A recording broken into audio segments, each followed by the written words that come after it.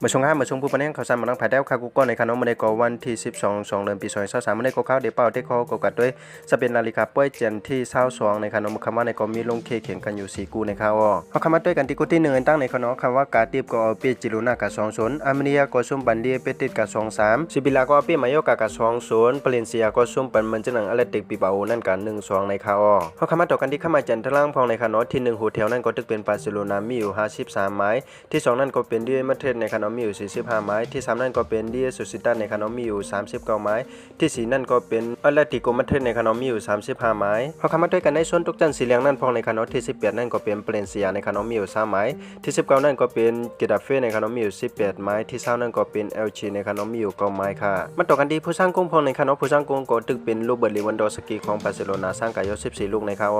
เพื่อเจนที่22เตียนดีลงแข่งกันในคำขึ้นในก็เตมีเกตาเฟ่เนี่ยกันดังลาโยเบลิกาโนสดาเบโกเนี่ยกันดังอเลติโกมาดริดเบลาตัวเล่นยากันดังโอซาซูนาเบลาลียากันดังบาร์เซโลนาในข่าว